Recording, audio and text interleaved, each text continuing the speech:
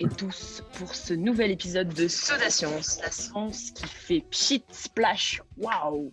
Ce programme vous est proposé par le réseau Les Petits Débrouillards. Et alors, un Soda Science, c'est quoi? Le principe est d'inviter les écoles, mais aussi vous, à rencontrer un ou une spécialiste d'un domaine scientifique à l'occasion de la fête de la mer et des littoraux. Vous avez la possibilité de rencontrer des chercheurs donc travaillant sur les mers, les océans et leur composition. Les Soda Science, c'est aussi manipuler grâce à une expérience en lien avec les recherches présentées. Si tu n'as pas encore fait l'expérience, rien n'est tombé à l'eau. Tu peux télécharger le passeport en description où tu y retrouveras toutes les informations nécessaires pour suivre ce Soda Science. J'espère vous avoir donné l'eau à la bouche. À présent, je vous invite donc à suivre la présentation de Jean-François Guiglione, chercheur en écotoxicologie microbienne marine. Il va nous parler de microplastiques, bactéries et déchets dans l'océan. Alors tout d'abord, bonjour Jean-François, et merci d'être à bord du navire Soda Science et de discuter avec nous de ton propre navire. Et oui, parce que tu es à bord d'un voilier, c'est ça, et actuellement à Port-Vendre, si je ne me trompe pas. Alors donc, qui es-tu et que fais-tu là-bas? Bonjour à tous. Alors effectivement, j'étais à bord du bateau qui est derrière moi. C'est le bateau Expédition 7e continent. Et mon métier, j'ai eu beaucoup de chance. En fait, je suis océanographe. Donc du coup, je m'intéresse à la vie dans les océans. Et j'ai commencé en fait mon envie de travailler sur l'océan en regardant ça en fait, en regardant la mer. Et moi, je voulais absolument vivre près de la mer. Donc je me suis dit, il faut que je trouve un travail à côté de la mer. Ça serait quand même sympa. Et puis quand j'ai vu cette mer, après, petit à petit, je me suis rapproché. Et quand on se rapproche, qu'est-ce qu'on voit dans la mer de temps en temps? Je ne sais pas si vous voyez bien ici, là, mais quand on regarde la mer, on voit quand même pas mal de déchets qui arrivent dans la mer. Donc peut-être vous voyez Là, je vois un mouchoir, il y a des sacs en plastique, tout ça. Alors je me suis dit, j'étais ambitieux quand j'étais enfant, alors je me suis dit, je vais juste sauver la planète. Voilà. Donc c'est pour ça en fait que je fais ce métier. Et je me suis dit, il faut absolument que je fasse quelque chose pour cette planète parce qu'elle est de plus en plus abîmée par nos déchets notamment. Et alors, comment tu as fait pour en arriver jusqu'à chercheur? Quelles études, par exemple, tu as fait? Ça, j'aime bien cette question parce qu'en fait, au départ, j'étais pas très très bon à l'école. J'étais plutôt dans le fond de la classe près du radiateur, si vous voyez ce que je veux dire. Alors après, je suis arrivé quand même, j'ai réussi à avoir mon bac. Et à partir du moment où j'ai eu mon bac, j'ai rencontré des professeurs qui étaient vraiment passionnants et qui m'ont donné la passion de leur métier, comme je suis en train d'essayer de vous le passer aujourd'hui. Donc, j'ai eu la chance de rencontrer des océanographes. Et puis, à l'époque, je ne sais pas si vous vous rappelez, enfin, non, vous ne vous rappelez pas, mais il y avait un film qui s'appelait Le Grand Bleu. Et j'étais complètement fan de ce film. Et donc, je voulais absolument travailler sur la mer. Et donc, j'ai fait la faculté et j'ai fait 8 ans après le bac, tellement j'ai adoré ça. Et 8 ans après le bac, j'ai eu mon métier. Donc, maintenant, je suis chercheur au CNRS et je suis juste épanoui, ravi. C'est vraiment fantastique, mon métier. J'adore. Et alors, donc là, tu es sur le bateau, mais c'est quoi ton laboratoire? Où est-ce que tu travailles normalement? Alors, normalement, je suis dans un laboratoire de recherche qui s'appelle l'Observatoire océanologique de Bagnoul-sur-Mer. Alors, vous regarderez sur vos cartes si vous avez envie, mais c'est dans le sud, en fait, sur la Méditerranée, près de la frontière espagnole. Et mon laboratoire, il a les pieds dans l'eau quand même, donc j'ai la chance de pouvoir voir la mer de mon bureau. Je ne pourrais pas vous la montrer aujourd'hui parce que là, je suis juste sur le quai en face du bateau. Mais à partir de demain, en fait, je vais retourner au travail comme d'habitude. Et la plupart de mon travail, ça va se passer au laboratoire pour faire des expériences et essayer de mieux comprendre en fait l'impact de ces plastiques sur l'environnement. L'impact, ça veut dire, on va regarder si le plastique il est mangé par des animaux, qu'est-ce que ça va avoir comme effet sur ces animaux. Donc, on va tester ça sur des animaux, l'oursin, des poissons, etc., voir si c'est toxique pour eux. Et puis, ce qui m'intéresse beaucoup, c'est que moi, je travaille sur les bactéries et j'essaie de savoir si elles sont capables de manger le plastique. Et ça, c'est mon sujet de prédilection. J'adore essayer de voir si elles mangent le plastique ou pas. Et alors pour ça, tu travailles tout seul ou tu travailles en équipe? Comment ça se passe? Alors non, je suis pas un vraiment super héros quoi. J'ai besoin vraiment de travailler avec plein de gens. Donc dans mon métier, en fait, océanographie, ça veut dire un peu tout. Il faut que là, à bord, quand on était dans l'expédition, donc on revient d'une expédition à Gibraltar, là, on est allé jusque en Atlantique et on a fait le pont entre l'Atlantique et la Méditerranée, c'est à Gibraltar. Et à bord, en fait, on a différents scientifiques. Donc, on avait un physicien, océanographe. Alors, la physique, pour vous, c'est la gravité ou encore pas encore. Qu'est-ce que vous connaissez, vous, en physique bon, vous regardez un petit peu comment une banane peut tomber par terre ou des choses comme ça. Ben, nous, en fait, on essaie de voir comment les courants se déplacent. D'accord? Comment vous imaginez du vent qui bouge d'un côté à l'autre. Et ben là, on essaie de voir dans la mer, il y a des courants qui font que d'un endroit à un autre, et ben l'eau, elle va passer d'un endroit à un autre. Donc, nous, ce qu'on a étudié cette fois-ci, là, c'est le passage de l'eau entre l'Atlantique, l'océan Atlantique et la mer Méditerranée. Donc, avec ce courant, en fait, on arrive à suivre si les plastiques ils vont d'un côté ou de l'autre. Est-ce que c'est la Méditerranée qui pollue l'Atlantique ou inversement? Voilà, donc c'est ça qu'on fait. Alors, on a besoin d'un physicien, mais on a besoin de chimistes aussi, parce que c'est eux qui vont nous dire quel est le type de plastique. Peut-être que vous avez entendu parler de polystyrène, polypropylène, polyéthylène, d'accord, des choses comme ça. Et ben ça, c'est les polymères qui sont déterminés par les chimistes. Et ça, il faut être un super bon chimiste à l'école. Comme ça, à la fin, en fait, on devient chercheur en chimie pour savoir en fait quel est le type de plastique qu'on a dans les mains. Et puis après, il faut des biologistes comme moi qui essayent de comprendre quel va être l'impact sur la biodiversité. D'accord, la biodiversité, c'est toutes les espèces qui sont dans l'environnement. Et moi, je suis un écologiste, donc j'aime bien regarder plein d'espèces différentes, des bactéries jusqu'à la baleine, pour savoir qui va manger ce plastique et quels effets ça va avoir. Et malheureusement, je peux vous le dire, déjà la réponse, c'est pas terrible en fait. Ils aiment pas trop le plastique. Ouais. Et du coup, tu as parlé de courant tout à l'heure. Quelle petite expérience, par exemple, qu'on a fait sur le passeport peut permettre de mieux comprendre le fonctionnement et l'accumulation des plastiques dans l'océan? Ah, on a perdu. Non, Alors, c'est bon. vous savez peut-être, les plastiques, en fait, ils viennent essentiellement de où? Ils viennent de nous, en fait. Ils viennent pas de la mer, ils n'ont pas été créés en mer, ils ont été créés sur la Terre. Donc, en fait, même si vous habitez à la montagne, qu'il y a du plastique qui tombe par terre, il va tomber dans une rivière, puis ensuite, il va arriver dans le fleuve, et il va arriver dans la mer. D'accord? Et dans la mer, où est-ce qu'il va aller? En fait, on sait qu'il y a des endroits où il va s'accumuler dans la mer. Et ça fait comme un gire, comme un tourbillon. Alors, si vous voulez faire une expérience pour savoir comment ça se passe, en fait, vous prenez simplement une cuvette, vous mettez des tout petits morceaux de plastique à l'intérieur, donc vous les découpez en morceaux, un sac plastique, et puis vous tournez ça, et vous allez vous rendre compte en fait que les plastiques, ils vont se concentrer au milieu, ils vont se concentrer à un endroit. D'accord? On appelle ça les gyres océaniques. C'est des grands vortex en fait, où avant il y avait que du bois, et maintenant, moi j'y suis allé il y a 2 ans là-bas.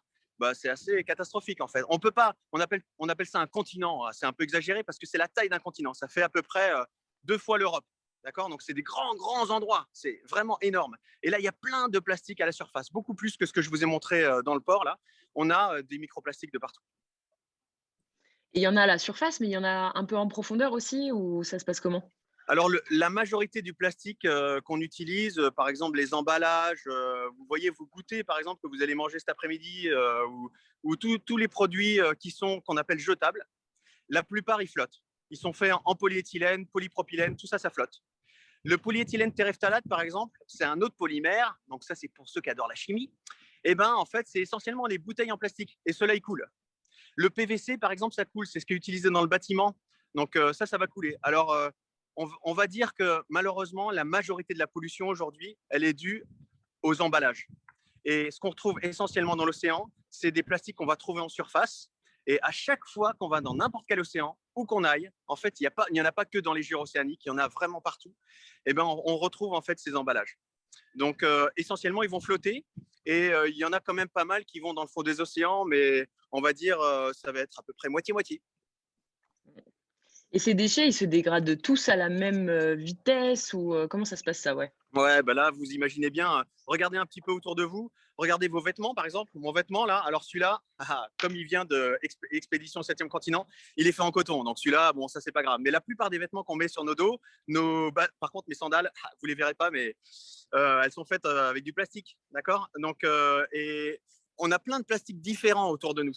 Hein, si je regarde derrière moi, là, hop, ici, là, c'est une maison en plastique, celle-là, carrément. Donc petit à petit, elle va se dégrader et elle va envoyer des petits morceaux de plastique, mais ça va pas être le même plastique que mon t-shirt ou que celui qui est dans ma sandale. D'accord? Donc en fait, ils ont chacun des vies différentes et on a créé des plastiques vraiment très différents. Du coup, en fait, il faut pas imaginer qu'ils se dégradent aussi vite. Donc il y en a, en gros, en fait, un plastique, ça met entre 100 et 400 ans à se dégrader. 100 et 400 ans, ça veut dire que ça met plus d'une vie, quoi. D'accord? Vos grands-parents, ils ont à peu près 50, 60 ans. 70 ans des fois. Donc ça veut dire que le plastique qu'on jette en mer aujourd'hui, vos enfants et vos petits-enfants, ils vont le retrouver. D'accord? Donc ça a des temps de vie très longs, mais c'est variable en fait en fonction du type de plastique qu'on va faire. Ça va, j'ai répondu à ta question, Ok, Marie? c'était top. Ok. Et j'ai une autre question en Méditerranée. Donc là, tu es allé en Méditerranée. Est-ce qu'il y a une gyre en Méditerranée? Les gyres, il y en a partout. C'était ça l'intérêt d'aller en Méditerranée?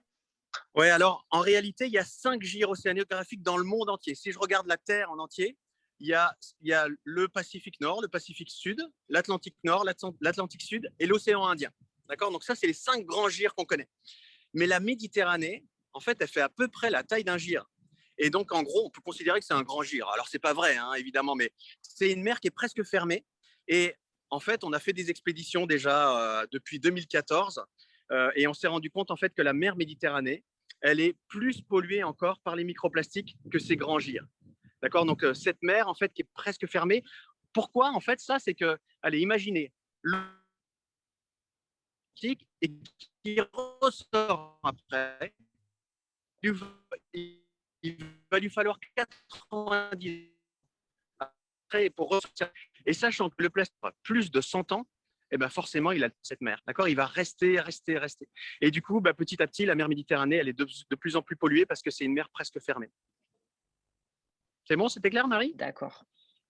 Très clair.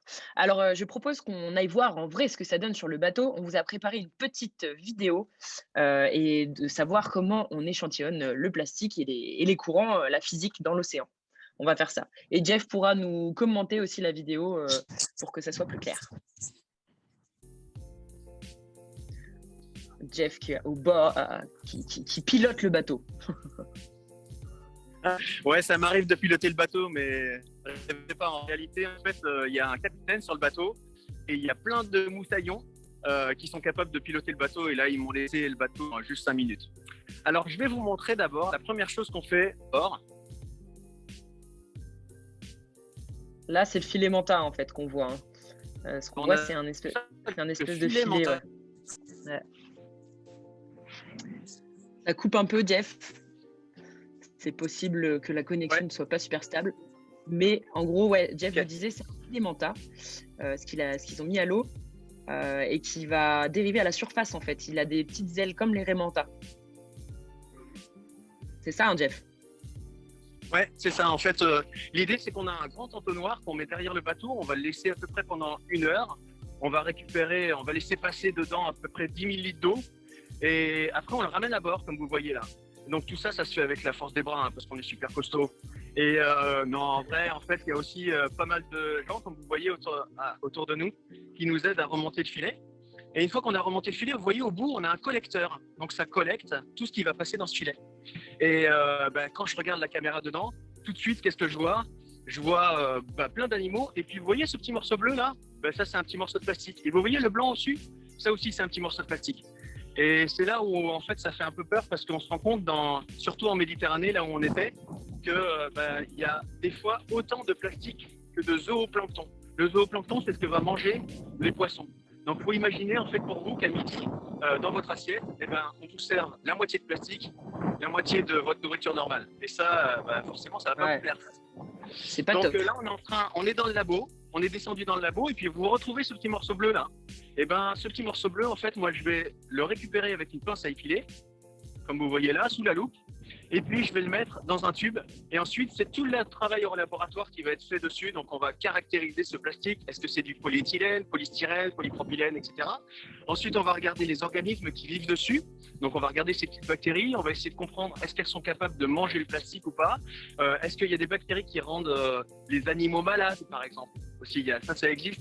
En fait, parce que vous imaginez, en fait, les poissons qui vont manger ce morceau de plastique, s'ils mangent en plus du morceau de plastique qui est déjà pas bon, en plus ça peut transmettre des maladies, et c'est pas terrible. D'accord? Donc on est en train de tester ça et on se rend compte que malheureusement il y a quand même pas mal de bactéries qui sont dangereuses pour les animaux en plus que du fait qu'ils ingèrent le plastique.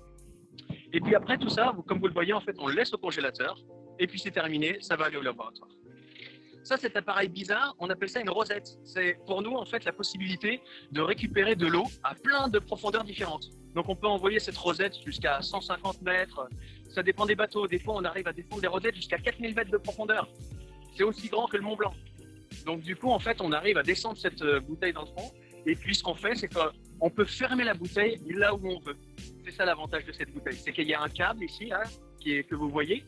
Et ensuite, on peut refermer les bouteilles et les remonter à bord. Donc là, dedans, là, il y avait de l'eau de 150 mètres, de 50 mètres, de 20 mètres de profondeur et de la surface.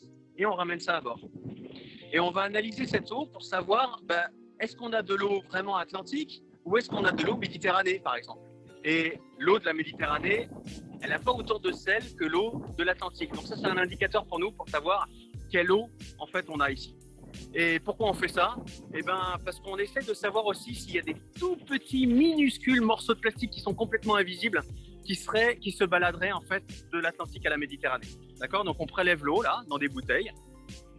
Alors, on nettoie toujours nos bouteilles plein de fois parce qu'on a toujours peur que ça soit contaminé par une autre eau qu'on aurait prélevée avant ou tout ça. Donc là, hop, on prend la bouteille et on l'agite juste pour la nettoyer. Et puis après, on la ramène dans le laboratoire.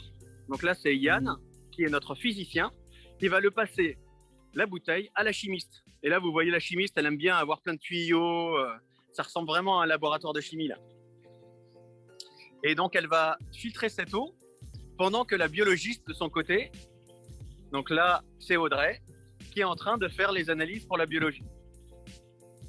Vous voyez, ça, c'est le physicien qui montre les courbes du sel entre la surface et le fond des océans. Et ça nous permet de savoir si on est dans une eau de Méditerranée ou si on est dans une eau d'Atlantique. J'espère que vous avez compris ça. Et maintenant, je vais zoomer dans la bouteille dans laquelle on a récupéré des morceaux vous allez voir, quel suspense, incroyable. À votre avis, qu'est-ce qu'il y a dans cette bouteille? Ça, c'est de l'eau de surface qu'on a récupérée. On regarde à l'intérieur et qu'est-ce qu'on voit? Vous voyez pas bien, hein? Allez, ça arrive. Qu'est-ce que c'est? Est-ce que vous voyez des animaux là? Il y a des petits animaux qui bougent, mais on les voit pas beaucoup. Et vous voyez le nombre de petits morceaux de plastique qu'il y a là? Alors ça, on appelle ça les microplastiques. C'est des plastiques qui sont de la taille d'un grain de riz et c'est les plus dangereux en fait parce qu'ils vont être mangés par tous les animaux. Donc ces microplastiques, on les traque et on essaie de comprendre d'où ils viennent et comment on fait pour voir tout ça. Bon, après, je fais de l'océanographie pour regarder le plastique. J'aime bien les poubelles, mais j'aime bien regarder aussi les dauphins. Et ça, des dauphins, on en a vraiment souvent. Voilà, ça c'est notre univers de travail. Quand vous sortez dehors, nous, notre salon, c'est ça. Le soir, quand on se détend, on regarde la mer et j'adore ça. Voilà, c'est vraiment génial. Et puis là, en plus, c'est sous voile, comme tu disais tout à l'heure. Entre les endroits où on va faire les échantillonnages, on est sous voile et du coup, on fait en plus de la voile. Donc ça, c'est génial. Ça, c'est top. Et on a parlé un peu de bactéries qui dégradent les plastiques. Est-ce que les bactéries, elles dégradent tous les mêmes types de plastiques ou est-ce qu'il y en a d'autres qui se dégradent mieux par les bactéries qu'elles préfèrent manger finalement? Alors déjà, qu'est-ce que c'est qu'une bactérie? Une bactérie, c'est une toute petite cellule qu'on arrive à voir qu'au microscope. Elle est vraiment invisible. On en a tous, mais on ne les voit pas. D'accord? Donc, c'est des toutes petites bébêtes. Alors, peut-être vous en avez déjà entendu parler. Et elles sont dans l'océan, en fait, elles sont capables de manger un peu n'importe quoi. C'est un peu les éboueurs des océans, quoi. Dès qu'il y a un animal mort, ou dès qu'il fait caca, ou dès qu'il va commencer à envoyer des choses à l'extérieur, ça, c'est les bactéries qui vont le manger. C'est leur travail. Et depuis toujours, en fait, les bactéries, depuis même avant nous, en fait, avant que l'homme existe, elles étaient présentes sur la planète et elles sont capables de manger un peu n'importe quoi. Alors on se dit, peut-être qu'elles sont capables de manger les plastiques. Donc on a isolé des bactéries dans nos laboratoires et on a montré dans les conditions de laboratoire, quand on les chouchoute bien, qu'on leur donne bien à manger, qu'elles sont à la bonne température, qu'elles sont toutes seules, elles sont capables de manger le plastique. Donc c'est vrai, les bactéries sont capables de manger le plastique, mais en conditions de laboratoire. Par contre, ce qui se passe en milieu naturel, c'est que, en fait, elles sont super lentes à manger le plastique. C'est pour ça qu'il faut à peu près 100 ans à 400 ans pour dégrader complètement un plastique, parce que c'est essentiellement elles qui font la dégradation. Et en fait, elles ont plein d'autres choses à manger que du plastique qui est vraiment très difficile à manger. Donc oui, les bactéries sont capables de manger du plastique complètement. Elles sont capables de le digérer vraiment complètement, mais ça leur prend vraiment très, très, très longtemps. Du coup, en fait, on va dire que l'environnement n'arrive pas à faire face à la quantité énorme de déchets qu'on envoie tous les jours. À peu près, on considère qu'il y a un camion benne par jour qui est libéré dans les océans. Vous imaginez un camion benne, vous savez, le camion qui passe le matin pour récupérer les poubelles, on en jette un par jour dans les océans. Donc ça, c'est énorme. Et ça, malheureusement, les bactéries, elles en font une indigestion, elles n'arrivent pas à manger tout ça, c'est pas possible. Voilà. Elles auraient bien besoin d'un petit coup de boost. Ouais, mais on peut pas les aider. Ça ne peut malheureusement. pas les aider. Et alors du coup, c'est la photo mystère, c'est quoi? On a un peu la réponse, de ce que c'est, mais qu'est-ce que c'est la photo mystère sur le passeport? Hmm. Alors, je ne sais pas si vous avez tous vu la photo mystère. C'est une photo de moi-même, moi, avec une boîte de pétri. Donc, c'est une boîte en verre sur laquelle on met les morceaux de plastique que vous avez vus dans la bouteille. Là. Donc, en fait, ça vous permet de voir le nombre de plastiques qu'on va récupérer à chaque fois qu'on met un filet manta. On a entre 10, c'est vraiment quand il n'y en a pas beaucoup, 10 petits morceaux de plastique, jusqu'à 1000 morceaux de plastique. Donc, on les trie à la pince à épiler les uns après les autres. Alors, c'est assez fastidieux. Hein. En réalité, je vous fais croire que la mer, tout ça, c'est génial. Mais en fait, pendant des heures et des heures, pendant que le bateau il bouge dans tous les sens, moi, je suis en train de trier en bas avec ma pince à épiler. Et d'ailleurs, ça fait beaucoup rire ma sœur quand je lui parle de ça. Elle me dit toujours ah ben dis donc, tu vas sauver la planète avec ta pince à épiler. Ben, bon courage. Voilà. Bon, alors on n'a pas la prétention de sauver la planète comme ça, mais on a pour l'étudier en fait, pour l'instant, on n'a pas trouvé mieux qu'une pince à épiler. Et bah ouais, on récolte à chaque fois des plastiques. On va dire que 100% des océans, 100% en fait de nos échantillons sont contaminés. Et du coup, tu as besoin d'une pince à épiler, mais aussi d'une loupe. Alors justement, ça me donne l'occasion de parler du programme, Plastique à la loupe. Oh, Qu'est-ce que quelle c'est le transition! programme Plastique à la Bravo loupe? Marie. Alors, Plastic à Loop, qu'est-ce que c'est? En fait, on travaille avec différentes associations aujourd'hui, donc différentes ONG. Il y en a une qui s'appelle Expédition 7e continent, donc ça c'est le bateau sur lequel je suis. Je travaille aussi avec d'autres ONG qui s'appellent Tara, et cette expédition Tara, elle travaille sur le plastique, mais pas seulement. Et on a monté avec eux une action qui s'appelle Plastique à la loupe. Et l'idée, en fait, c'était de prendre des jeunes comme vous et de voir en fait si on pouvait faire de la science participative, c'est-à-dire de vous faire participer à la science. Et pour ça, eh ben, partout sur toute la France, il y a des jeunes qui vont sur les berges des fleuves, sur les berges des rivières, sur les plages qui sont près de la mer, et ils vont récolter des déchets. Parce qu'on récolte les déchets en mer, mais on essaie de comprendre d'où est-ce qu'ils viennent, et on sait qu'ils viennent du continent. Donc il faut qu'on ait plus de données en fait sur les fleuves. Et nous, on n'est pas assez nombreux. Donc, du coup, on implique beaucoup d'enfants et on fait cette action de, à la fois, on leur explique la pollution plastique et en échange, en fait, ils nous envoient des échantillons qu'on analyse. Et comme ça, en fait, on a une belle image du territoire français de savoir quels sont les déchets qui arrivent. Et ce qu'on voit essentiellement, encore une fois, c'est les emballages. Donc ça, c'est vraiment quand on essaie de trouver des solutions à la pollution plastique, on sait que la moitié du problème à peu près, c'est les emballages. Vous l'avez bien vu, hein, quand vous prenez des paquets de gâteaux, ils sont dans du plastique et encore du plastique et encore du plastique. Et puis des fois, ça tombe par terre, on ne fait pas attention, ou alors on le met dans une poubelle qui déborde. Et ça, il faut vraiment éviter de mettre ces déchets dans des poubelles qui débordent parce que c'est celle-ci en fait qui renvoie du plastique partout par terre. Et du coup, en fait, on sensibilise les enfants comme ça. Et puis après, ils vont voir leurs parents et leur disent dis donc, papa, est-ce que tu peux pas, ou maman, est-ce que tu peux pas nous faire des gâteaux à la maison au lieu d'avoir toujours des gâteaux qu'on emballe. Ou alors, par exemple, vous, quand vous allez commencer à aller au collège à partir de l'année prochaine ou dans 2 ans, vous avez des saletés en fait dans les collèges, par exemple, où vous pouvez acheter des sneakers, des bounties, des machins, tout ça c'est emballé.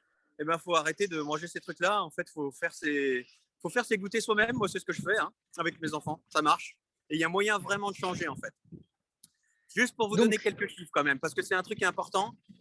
Si on imagine la quantité de plastique qui est produit chaque année, il y a la moitié qui est fait pour l'emballage.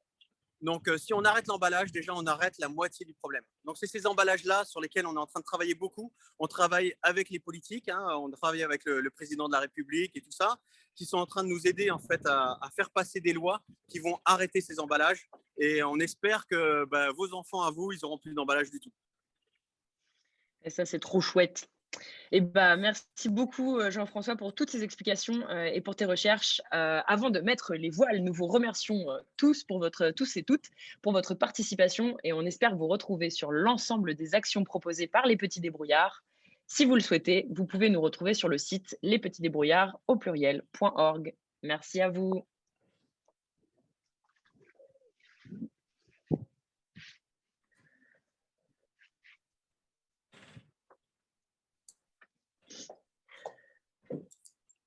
Super. Si vous avez des questions maintenant, l'école Sainte-Marie, n'hésitez pas. Jeff est là Alors, pour y donc, répondre. pas de micro, donc n'hésitez pas à mettre ça dans le chat. Et moi, j'en reparle à Jeff.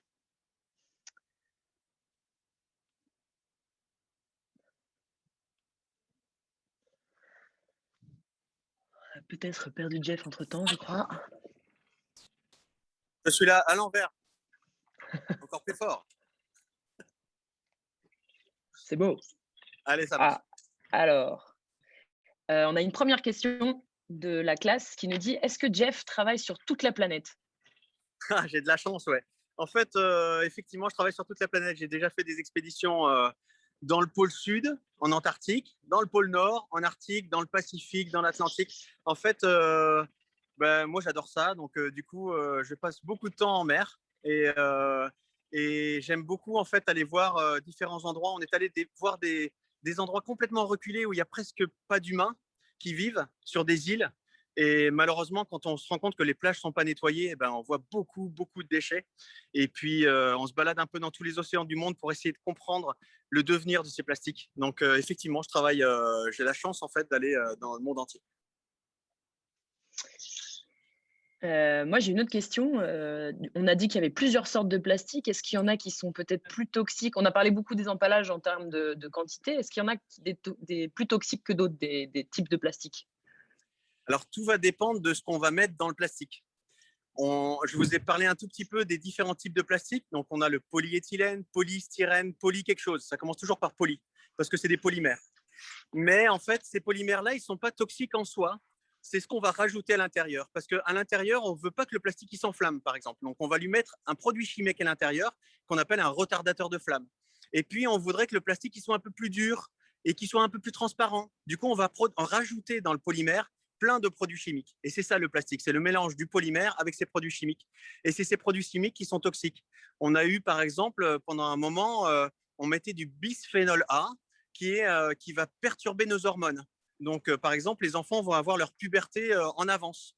Et ça, ce bisphénol A, il permettait en fait de rendre les plastiques plus durs et à la fois, ils étaient transparents. Et on les utilisait pour les biberons. Donc, on donnait ça à nos enfants.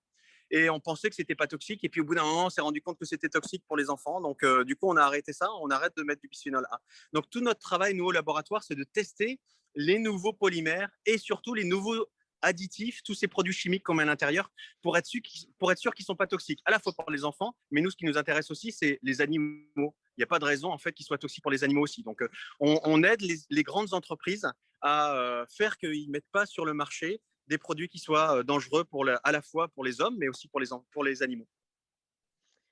On a une deuxième question. Avez-vous vu, du coup, ça rebondit un peu sur ce que tu disais, des animaux morts à cause du plastique? Moi, j'ai pas envie de vous mettre le moral à zéro, mais oui, j'en ai vu plein. En fait, il y a des baleines qui meurent de plastique. On a trouvé dans une baleine plus de 12 kilos de plastique à l'intérieur. Faut imaginer en fait que à chaque fois qu'on mange un morceau de plastique, ça vous est peut-être déjà arrivé. Moi, ça m'arrivait beaucoup quand j'étais petit.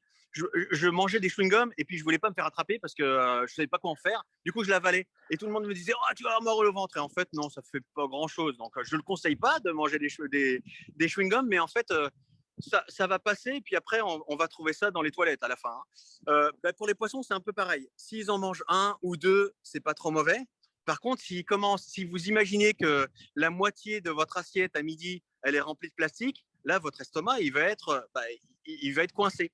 Et ce qui se passe avec les poissons, notamment, c'est que leur estomac est coincé par les plastiques tellement ils en mangent. Et du coup, en fait, ils meurent de faim parce qu'ils peuvent plus remplir leur estomac. Donc, on a beaucoup de poissons en fait qui meurent comme ça. On a beaucoup d'oiseaux marins qui meurent de ça. On a beaucoup d'albatros, de goélands, de mouettes, en fait, qui ont l'habitude de se balader dans nos déchets et qui meurent à cause de ça. On a environ 1,4 million oiseaux par an qui meurent à cause de ça. On a 400 000 mammifères marins qui meurent par an. Et puis, on pense tout de suite aux tortues, vous savez, qui confondent les sacs plastiques avec des méduses, parce qu'ils mangent les méduses d'habitude, mais ils ne voient pas bien. Alors, du coup, ils se trompent avec les plastiques. Et en gros, ce qu'on sait aujourd'hui, c'est que il n'y a pas une espèce qui soit en voie de disparition, qui va disparaître à cause du plastique.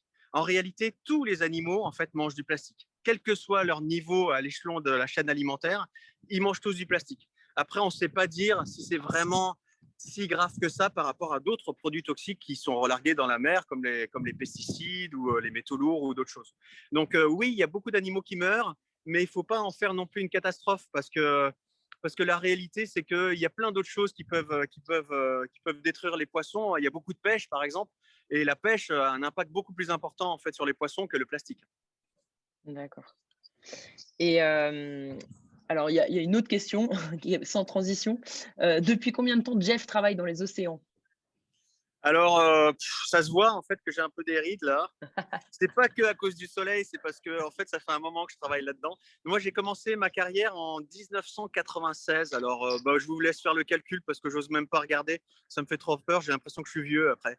Mais ouais, ça fait bien une Plus de 20 trentaine ans. d'années, allez, 25 ans Ouais, que je c'est ça. travaille là-dedans. Et j'ai toujours été passionné en fait. C'est quelque chose que j'adore. Je fais beaucoup de plongée. Pour moi, la mer, c'est mon élément.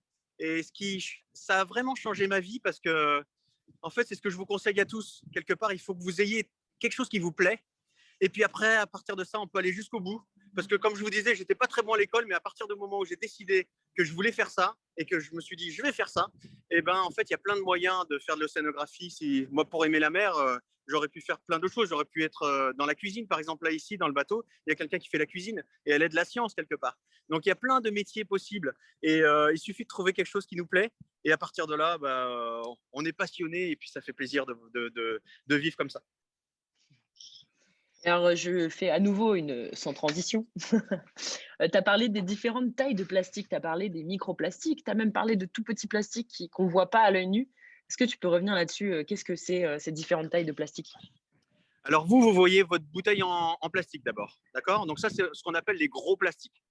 Un seau, vos emballages, etc. Donc ça, on appelle ça les macro-plastiques, les macro-déchets.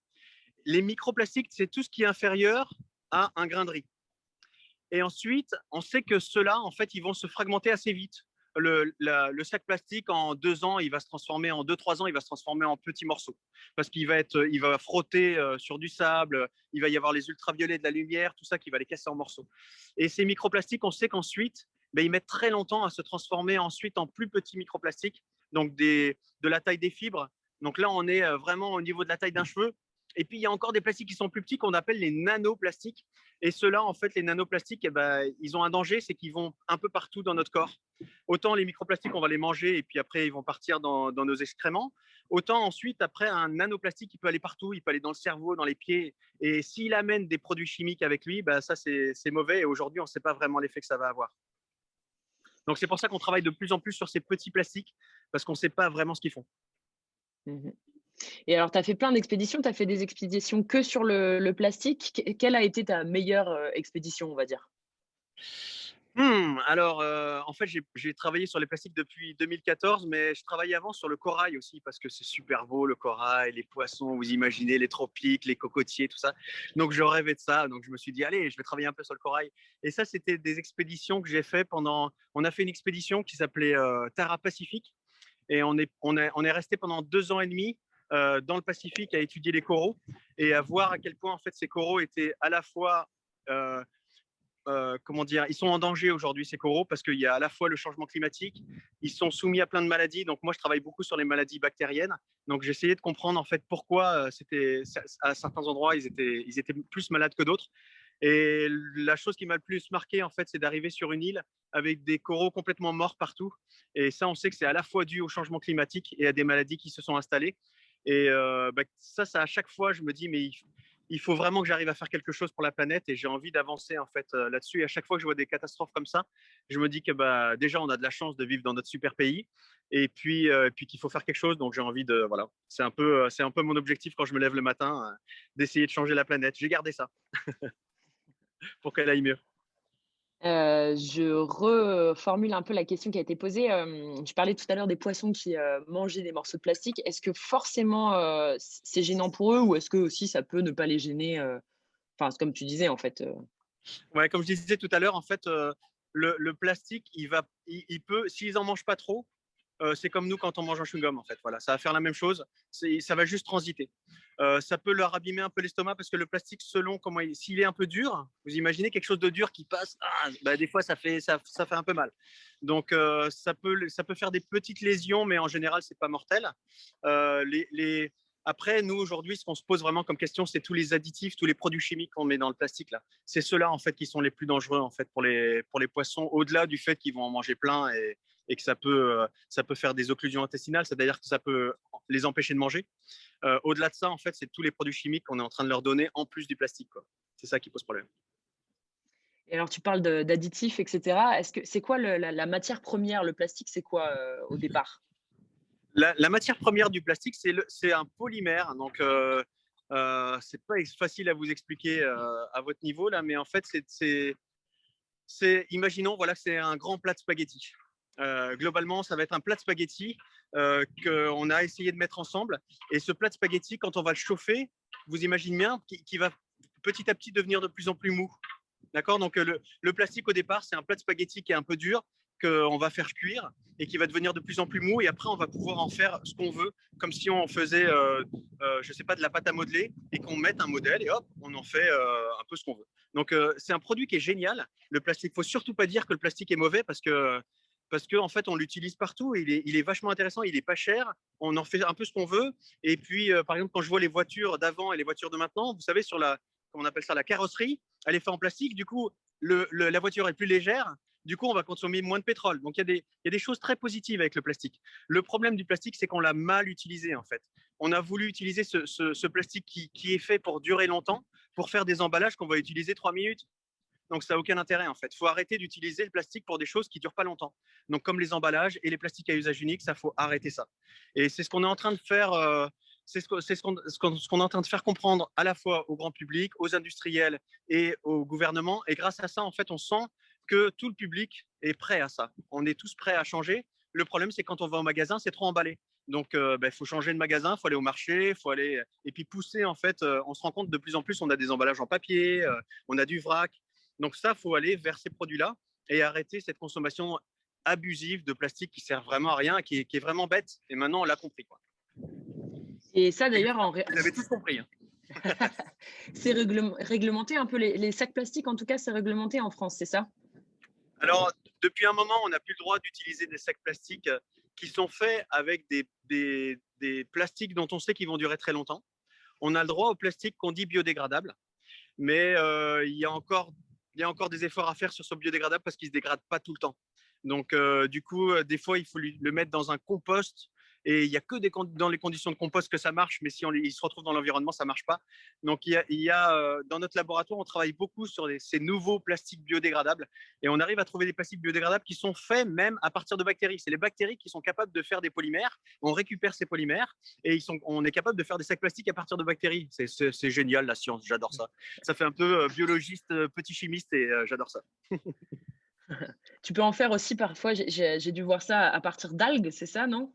Oui, c'est ça en fait. On donne à manger à nos bactéries des algues et c'est les bactéries qui vont transformer les algues ou qui vont transformer même des déchets en du plastique. Et ça, c'est génial. Ça, c'est des solutions qui sont super sympas.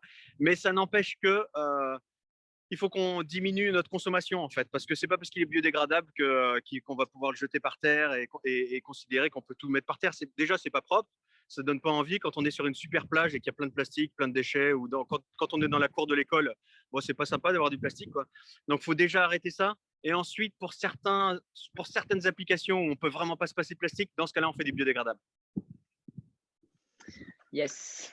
Bon, je pense Est-ce qu'il y a encore des questions, chère petite école? Je n'en vois plus dans le chat, donc j'ai l'impression. Ah, l'eau prélevée est-elle rejetée? Donc l'eau prélevée, j'imagine, par la CTB Rosette. Ouais, alors tout ce qu'on va prélever à bord, on va le filtrer, on va récupérer les animaux, etc., qui nous intéressent. Et ceux qui ne nous intéressent pas, évidemment, on les rejette à la mer. Et surtout, tous les plastiques qu'on récupère, ça, on les ramène évidemment à quai. Et ensuite, on a une filière derrière, parce qu'on est des scientifiques, on a une filière spéciale pour les plastiques, où ils sont traités particulièrement. Et on travaille avec des gens qui essayent de faire du recyclage sur nos déchets, en fait. Donc, on est vraiment vigilant à ça. Tout ce qu'on va utiliser à bord, on fait très attention en fait pour que on pollue pas la mer évidemment et puis qu'on soit pas des pollueurs nous-mêmes. Et du coup, c'est vraiment pas facile parce que dans les laboratoires, on a besoin de choses qui sont aussi à usage unique. Et du coup, on a une filière qui est derrière. On utilise des polymères spécifiques avec des produits chimiques à l'intérieur où il y en a pas trop pour ensuite pouvoir les recycler derrière. Donc ça, c'est important pour nous. Et c'est une excellente question parce qu'il faut se poser toujours la question de savoir quel est l'impact qu'on a nous-mêmes en fait sur l'environnement. On a une question un peu. Alors, est-ce que certains animaux ont muté à cause des plastiques?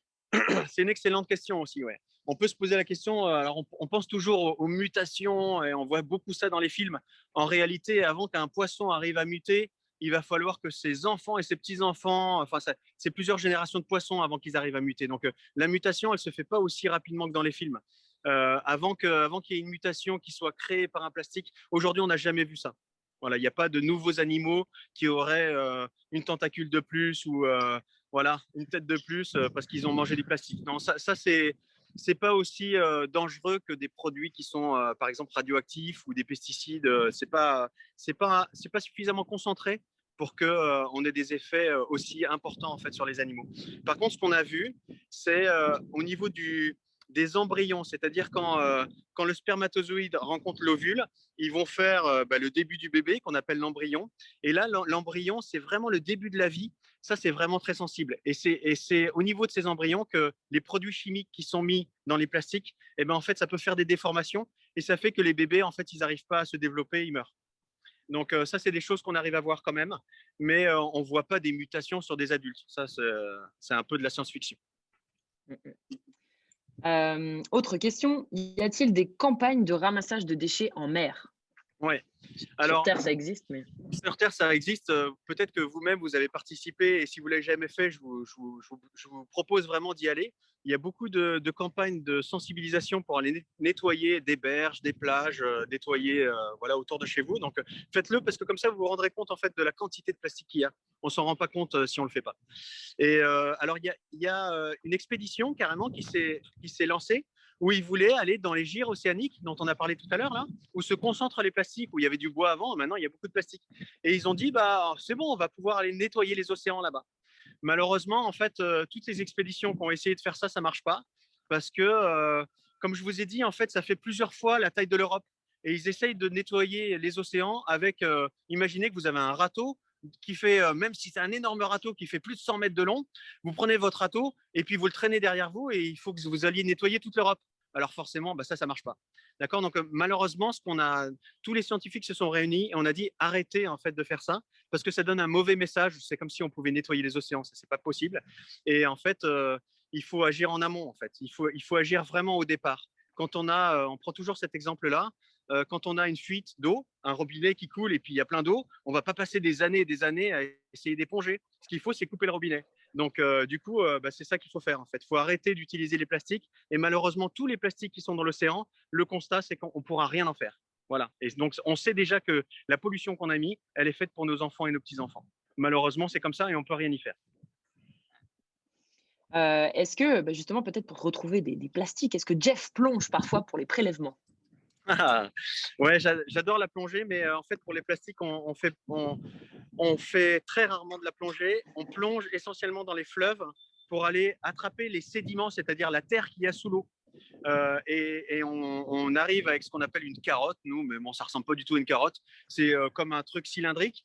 Et puis on enfonce ça dans le sédiment. Et puis on récupère le sédiment et on regarde ensuite, on le trie encore une fois avec notre pince à épiler et de l'eau pour voir s'il y a du plastique à l'intérieur. Et c'est à ces moments-là qu'on fait de la plongée, mais globalement, je fais très peu de plongée pour les plastiques. Et Marie, qu'est-ce que je viens de voir? Tu étais en train de boire avec une bouteille, hein? Oui, mais nous, les bouteilles, elles nous servent avec les petits débrouillards. On fait plein d'expériences avec nos bouteilles. D'accord. Donc, en fait, on récupère toutes nos bouteilles et on fait des petites expériences avec. Au moins, comme ça sert à quelque chose. Eh ben, moi, ça fait bien longtemps que je ne bois plus dans des bouteilles en plastique parce qu'il y a plein d'études scientifiques qui ont montré qu'il y avait plein de petits morceaux de plastique qui tombaient dans l'eau et que l'eau qui est dans la bouteille, elle est plus mauvaise en termes de plastique que l'eau du robinet. Donc voilà, bois un café. Non, pas le café, c'est pas bon non plus. Bon, non plus. Voilà, on boit de l'eau dans une bouteille en verre. Ouais, ça y est, c'est la solution. Ça c'est bon, ça c'est OK. Bon, ben merci. Je pense qu'on n'a plus de questions. De toute façon, on a bien écoulé le temps. Merci beaucoup à notre école de nous avoir suivis, même si du coup, petit souci de micro, c'est la technologie. Donc voilà, je pense que c'était chouette. Ils nous disent merci également à vous tous. Eh ben, c'était un vrai plaisir de discuter avec vous. trop chouette. Bye bye à tout le monde. Salut tout le monde, merci l'école.